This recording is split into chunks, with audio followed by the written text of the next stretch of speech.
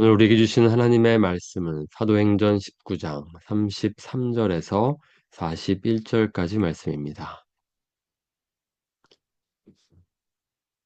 유대인들이 무리 가운데서 알렉산더를 권하여 앞으로 밀어내니 알렉산더가 손짓하며 백성에게 변명하려 하나 그들은 그가 유대인인 줄 알고 다 한 소리로 외쳐 이르되 크다 에베소 사람의 아데미여 하기를 2시간이나 하더니 서기장이 무리를 진정시키고 이르되 에베소 사람들아 에베소시가 큰 아데미와 제우스에게서 내려온 우상의 신전지기가 된 줄을 누가 알지 못하겠느냐?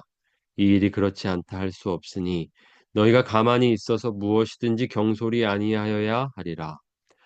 신전의 물건을 도둑질하지도 아니하였고 우리 여신을 비방하지도 아니한 이 사람들을 너희가 붙잡아 왔으니 만일 데메드리오와 그와 함께 있는 직공들이 누구에게 고발할 것이 있으면 재판 날도 있고 총독들도 있으니 피차 고소할 것이요 만일 그 외에 무엇을 원하면 정식으로 민회에서 결정할지라. 오늘 아무 까닭도 없는 이 일에 우리가 소유 사건으로 책망받을 위험이 있고 우리는 이 불법 집회에 관하여 보고할 자료가 없다 하고 이에 그 모임을 흩어지게 하니라. 아멘. 평화의 복음을 평화롭게 전하라 라는 제목으로 오늘 말씀 함께 묵상하겠습니다. 바울 선교 팀이 에베소에서 2년 3개월 이상 사역하고 에베소에 큰 영적인 대부흥이 일어났습니다. 그러나 그와 동시에 그 부흥을 반대하는 세력이 있었고, 그래서 교회를 핍박하는 세력들이 있었습니다. 그렇게 소동이 이 에베소에 일어났습니다. 큰 소동이 일어났습니다. 성난 군중이 교회를 공격했고 또 그리스도인들을 공격했습니다. 큰 분노로 격렬했던 소동이었습니다. 그러나 오늘 결과적으로 그 소동이 잠잠하게 됩니다. 그 모임이 흩어지게 됩니다. 어떠한 과정 속에서 그 격렬했던 소동이 잠잠하게 되는지를 함께 살펴보겠습니다. 먼저 여기 33절, 34절에 보면 유대인들이 알렉산더라는 사람을 내세워서 뭔가 변명하는 모습을 볼 수 있습니다. 왜 이 유대인들이 이렇게 변명했을까? 그것은 그 당시에 이 에베소의 사람들에게는 이 유대인들에 대한 어떤 반감이 있었다는 것을 알 수 있습니다. 유대인들이 가는 곳에 유대인들은 또 이익에 밝았기 때문에 항상 비즈니스 이런 것들을 잘했습니다. 지금도 그렇고요. 그러다 보니 이제 어찌 보면 이 유대인들에 대한 현지인들의 반감이 있었던 것이죠.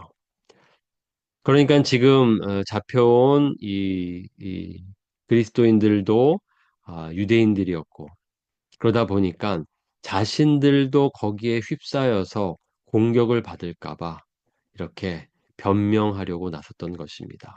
자신들은 이와 무관하다라고 나섰던 것이죠. 피해를 입을까 봐였습니다. 그러니까 더 오히려 사람들은 흥분하고 그렇게 자신들이 섬기는 이 아데미 신을 찬양하면서 2시간 동안 더 크게 그렇게 소동을 일으켰습니다. 그때 이 소동을 누가 잠잠하게 했습니까? 보면 서기장이 나서서 이 무리를 진정시키게 됩니다. 그러면서 서기장이 한 말을 우리가 보게 되는데요. 그 말들이 참으로 또 합리적이고 당시 이 상황에 매우 바른 어떤 말이었습니다. 에베소 사람들아 에베소시가 큰 아드미와 제우스에게서 내려온 우상의 신전지가 된 줄을 누가 알지 못하겠느냐. 그들을 인정하면서 시작합니다.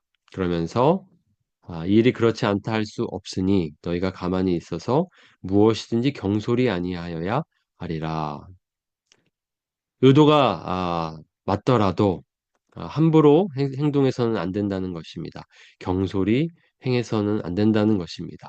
잘 따져보고 그, 그 문제가 있다면 어떤 문제가 있는지를 잘 살펴봐야 한다는 것입니다. 그러면서 여기에 이 사람들이 신전의 물건을 도둑질하지도 않았고 우리 여신을 비방하지도 않았는데 왜 그렇게 공격하고 그를 고발하고 고소합니까? 그러면서 결국은 이 데메드리오와 그 직공들, 우상을 만드는 이 세공업자들이 이 일을 일으킨 것을 이 서기장은 잘 알고 있었습니다. 아, 만약에 문제가 있다면 정식으로 이렇게 사람들을 선동하고 그래서 공격하는 방식이 아니라 정식으로 법의 절차를 따라서 그 일을 하라고 말하고 있습니다. 법대로 하라는 것입니다. 그러한 방법이 있는데 왜 이렇게 군중을 일으켜서 소요를 일으켜서 공격하냐라는 것입니다. 결국 결론은 이 일이 이유를 알 수가 없다라는 것입니다. 아무 까닭도 없는 이 일에 우리가 소요 사건으로 책망받을 위험이 있고 우리는 이 불법 집회에 관하여 보고할 자료가 없다. 서기장은 로마에 이러한 일이 일어났을 때에 보고할 의무가 있었습니다. 그런데 아무리 봐도 그가 보기에는 데메드리오와 그 이 세공업자들이 자신들의 이익이 이렇게 손해를 입었다는 이유로 그렇게 한 것인데 그것으로는 이 집회를 또 이렇게 이 고소를 합당하다고 볼 수는 없었던 것입니다. 군중들의 소요 사건이 앞에서도 말한 것처럼 그들은 그들이 왜 모인지도 모르고 모이고 또 그렇게 함께 소동에 동참했습니다. 그러니까 이 집회 자체가 이 모임 자체가 불법이라는 것입니다. 합당치 않다는 것입니다. 결국 그러한 아주 합리적인 설명을 듣고 그들이 이 일이 오히려 자신들에게 로마로부터 이제 보고를 받으면 오히려 자신들이 곤란에 처하게 될까봐 이제 잠잠하게 됩니다. 결국 오늘의 소동은 그렇게 잠잠하게 되고 흩어지게 됩니다. 오늘 말씀에서 우리가 좀 기억해야 할 것이 있습니다. 좀 아, 유심히 봐야 할 것이 있는데요.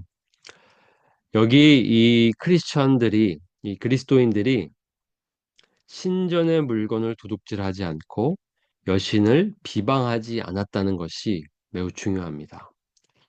결국 이 서기장도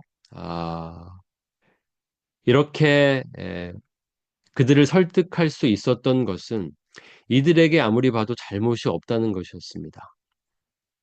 만약 당시 교회가 잘못된 방법으로 복음을 전했다면 이 서기관도 그 교회를 어떻게 보호해 줄 수 없었을 것입니다.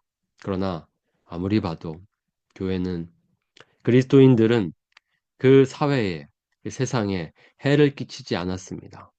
그들은 그저 말씀을 서로 배우며 함께 모이며 평화롭게 지냈습니다. 그리고 평화롭게 복음을 전했습니다.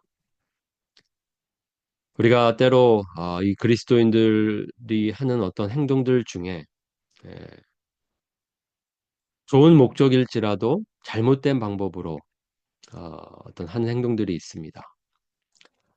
평화의 복음은 평화롭게 전해야 합니다. 평화를 가져오기 위해서 불법을 행하고 폭력을 행사하고 그러한 모든 방법들은 옳지 못합니다. 분명하게 우리는 그것을 기억해야 할 것입니다. 아, 평화로운 방법으로 평화의 복음을 전하는 것이 중요합니다. 그래야 아, 지역에서도 또 다른 사람들도 교회를 또 아끼고 또 돌봐줄 수 있는 것입니다. 보호해 줄 수 있는 것입니다. 만약에 우리 교회가 우리가 있는 이곳에서 우리 이웃에게 해를 끼친다면 어떻게 되겠습니까? 아무리 우리가 전하는 복음을 그것이 옳다 하여도 결코 듣지 않을 것입니다. 그리고 우리가 곤란에 처했을 때 우리를 돕지 않을 것입니다. 아, 우리가 바른 방법으로 우리 지역 사회에 복음을 전하고 평화롭게 복음을 전할 때에 또 그 일이 우리에게 또 유익으로 돌아올 것입니다. 교회는 그렇게 평화롭게 복음을 전했습니다. 우리 교회도 그렇게 평화롭게 오히려 이 세상에 평화를 가져오는, 불러오는 교회가 되기를 원합니다. 우리의 삶이 그러기를 바랍니다. 그렇게 할 때에 복음의 능력이 나타날 줄 믿습니다. 우리 은혜교회가 우리가 속한 이 지역 사회에서 그렇게 선한 영향력을 미치면서 또 도움이 필요한 자들에게 도움을 주는 그런 교회가 되기를 원하고 비방하거나 바르지 못한 방법으로 하는 것이 아니고 평화로운 방식으로 복음을 전하는 교회가 되기를 원합니다. 또 우리 각자의 삶도 그렇게 오늘 하루 평화의 삶을 살아가기를 원합니다. 화평케 하는 삶을 살아가기를 원합니다. 우리 그렇게 살아갈 수 있도록 결단하고 나아가면 좋겠습니다.